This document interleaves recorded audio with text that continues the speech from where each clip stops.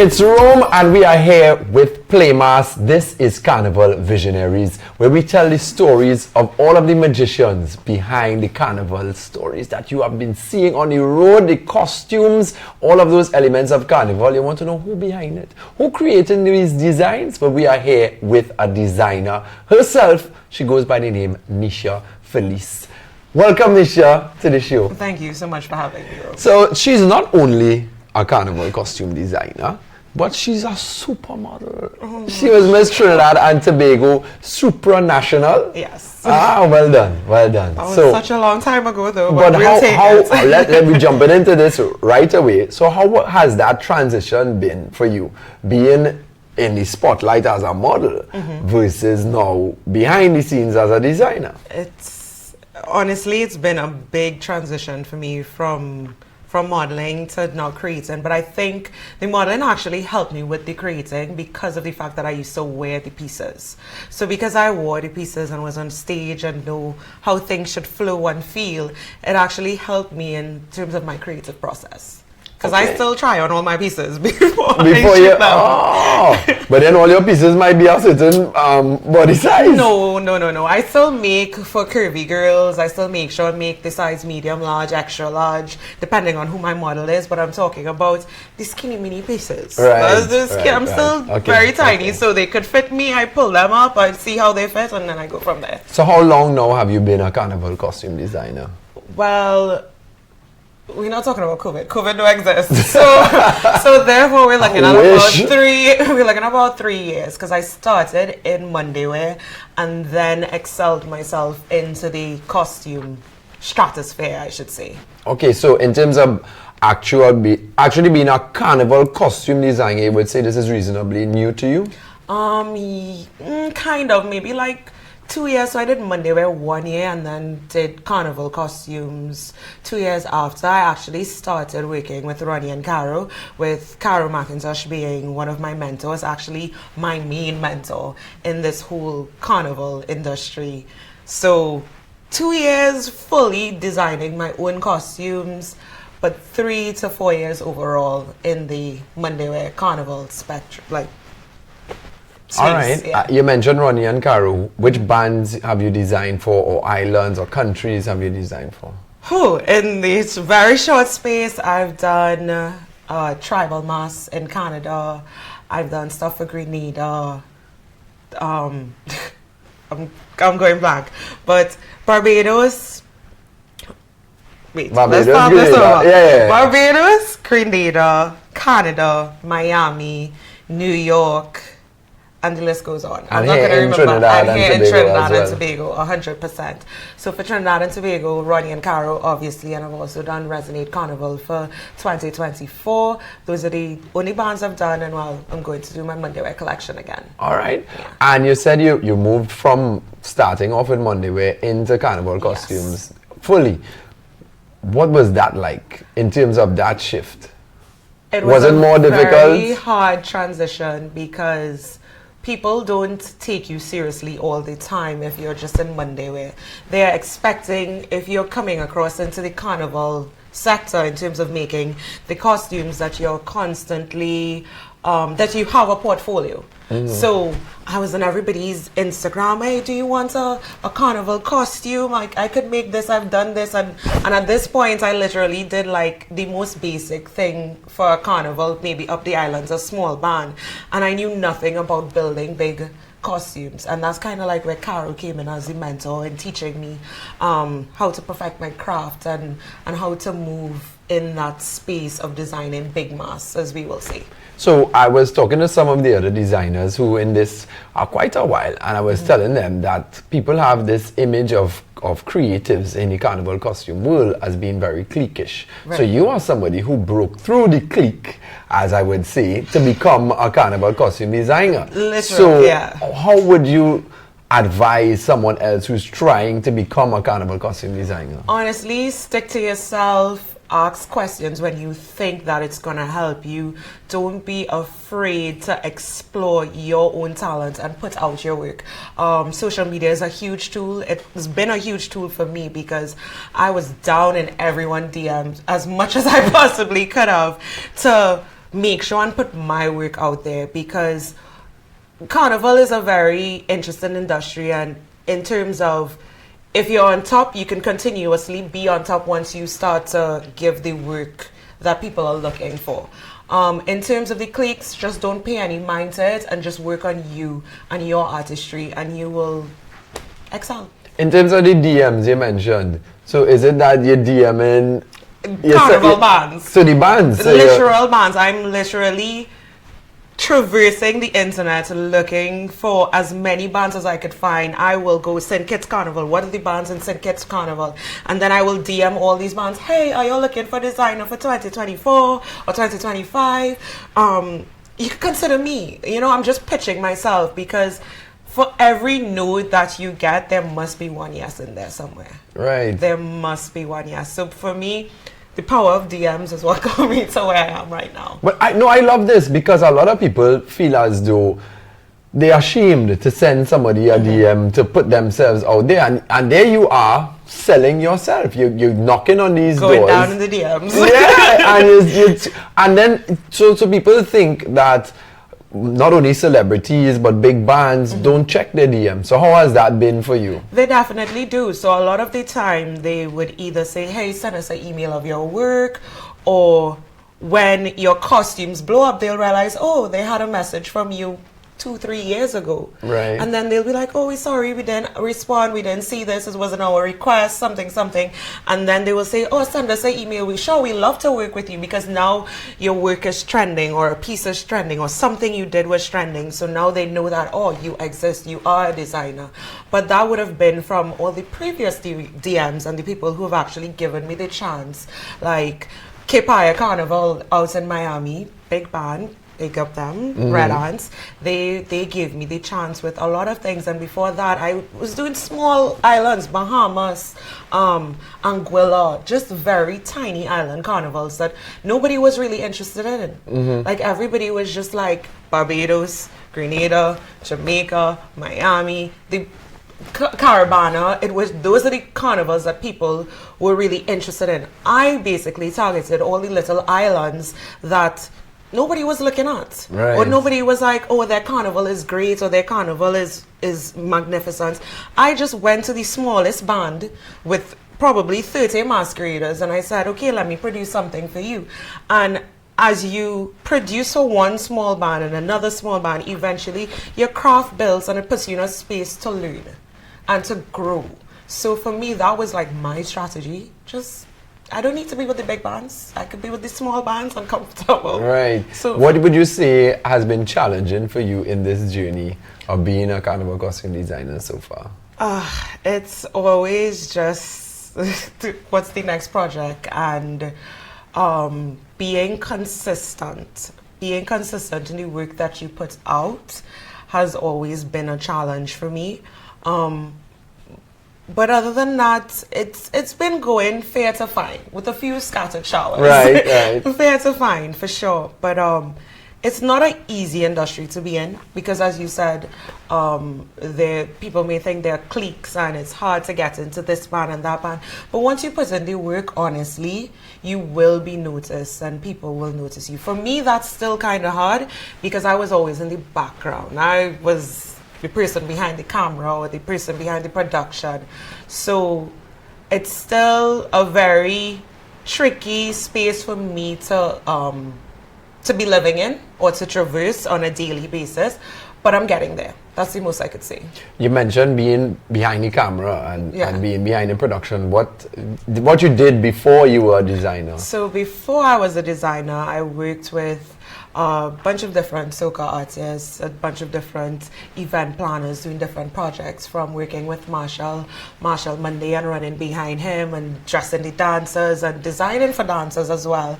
I was a dance manager as well. I was an artist manager working with, as I said, Marshall, Olatunji, Abdiel, just to name a few, and also doing a lot of, like, when Soca Monarch was Soca Monarch, a lot of those stage set designs for Soca Monarch. So I was always in the artsy field, but I said when I left 96.1 from being a radio announcer as well, I just literally put everything that I put into working with these people, I put it into myself. So all the hard work I will put into working with dancers and artists and doing a production, I just literally took all of that and put it into my craft as a designer. So the same marketing I would have done for them, I did it for myself. So I just learned on the back end how to push me, I guess, and my brand. So what made you feel like, if I want to be a designer, and then of all of the designs, I want to start with Monday Wear?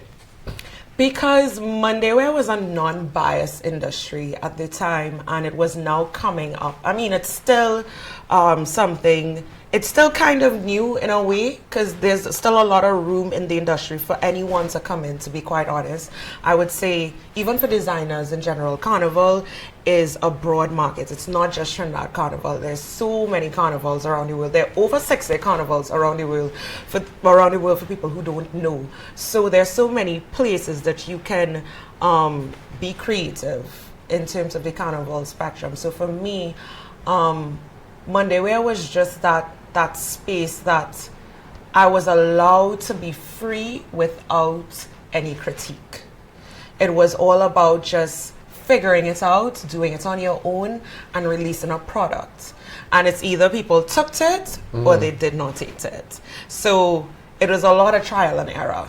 And I like that about the Monday Wear industry, because it's not like you're with this band or you're with that band. You're just a Monday Wear designer. Is either I like your design or I don't like your design. Right.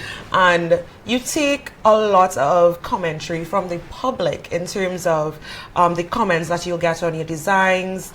You get to speak to the people one-on-one more as a Monday Wear designer, as opposed to a costume designer, because being a costume designer, most of the time, it's the band that owns the design or the section leader. So those are the people that are actually interacting with the clients.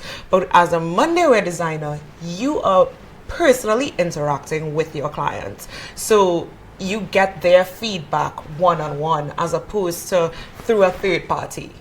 So to those in the space who may not be too familiar with this whole Monday Wear thing, right, and the band affiliations and the non-band affiliations with Monday Wear, give us an idea in terms of what exactly is Monday Wear in the carnival space, because people know when they see a carnival costume, it's affiliated with a band. So right, is it that Monday Wear now is independent of a band and it's just a designer selling to the customer? Yes, it is just a designer selling to the customer.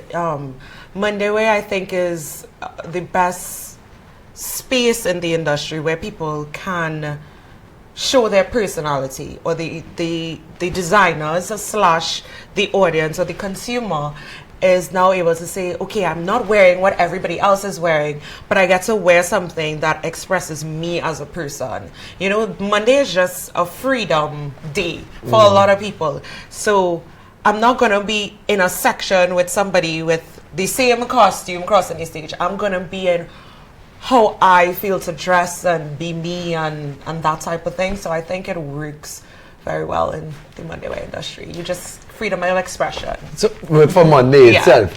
And is it that these people buy a costume in a band, and then on top of their costume, they buy a Monday? Yes. Money? Money? I mean, it depends, right? You when you play Carnival is a luxury experience as well. In terms of, wait, let me take that back. No, but it's not a cheap thing. It's not a cheap thing. It's not a cheap thing. I would say it's a luxury experience because of some of the prices.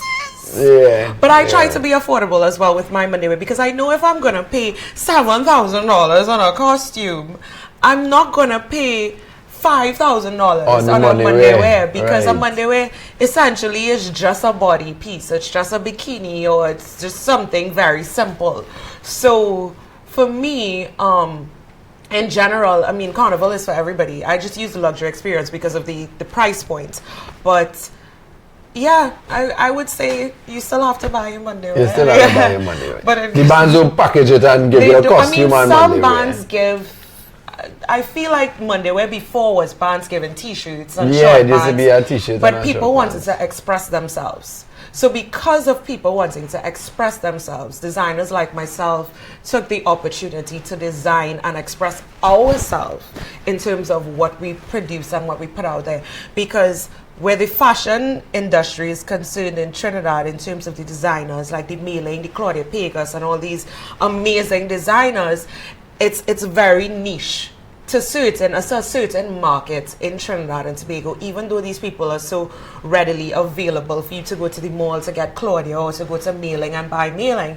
It's Monday wear is kind of like in the same realm of I could just go to this designer and buy this, whereas I don't have to go on a waiting list for a band to try and get a costume or whatever. So I think a lot of people just gravitate to the I'm just gonna play mass on the Monday because what I like too with Monday wear is that Monday wear is very unique to Trinidad and Tobago because of one main reason, which is because we are the Monday. Most other carnivals around the world, they have one day of carnival mass, like on the road. So we have Monday and Tuesday. So that's where we have Monday wear. But what I saw was that the other countries take your Monday wear and they wear it as swimsuits. They wear it as juve wear in some of the parties, the big fetes, the big juve fetes, like the Stink and Dirties and all of these big. I see people wearing Monday wear to that. So there are a few countries actually that do have Monday wear, but they call it Tuesday wear because they wear their costume on a Monday and then they wear what we call Monday wear on a Tuesday. So St. Lucia and Grenada has something very similar to Monday mass, but I think they usually do that either on the Monday or the Tuesday. It's in reverse for them. And a lot of them reach out to us as Monday wear designers to do their things, so like St. Lucia and Grenada, and whatever carnival has two carnivals, they usually reach out to us.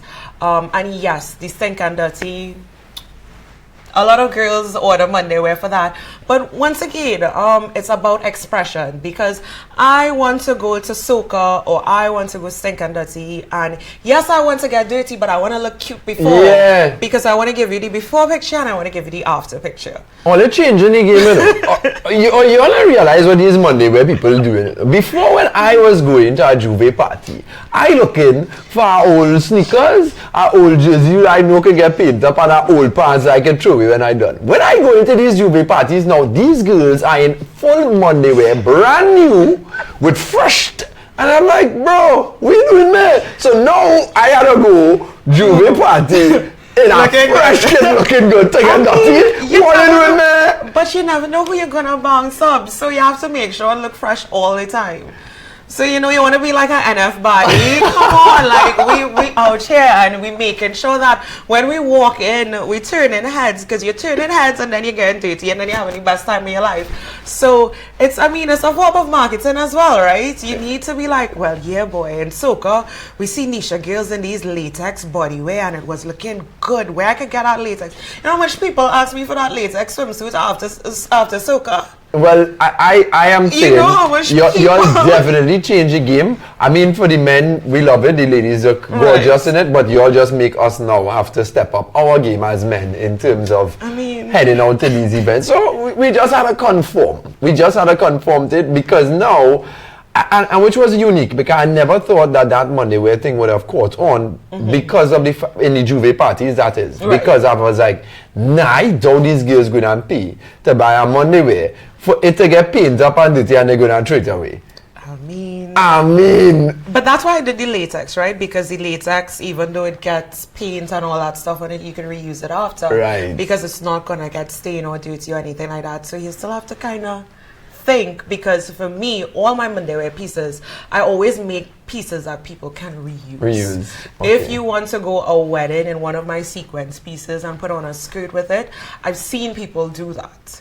You know, and that makes me, honestly, makes my heart sing, because it means that I'm doing something that's sustainable and it's not just fast fashion. Right. So for me, it works, because I give you an affordable piece that you could reuse multiple times. Or when you go to the islands, as you say, use it as a bath suit and pose up on the beach and it looks be good. your best self. It looks good. And you have some great Monday wear pieces. Thank I you. know that. I still use my juve thing, so when they see me in the gym with my juve socks, mind your own business, right? I just refuse to throw it away. So we're going to play a little game, Nisha, right? It's called This or That. You have no time to think. It's whatever comes to the top of your head. Right?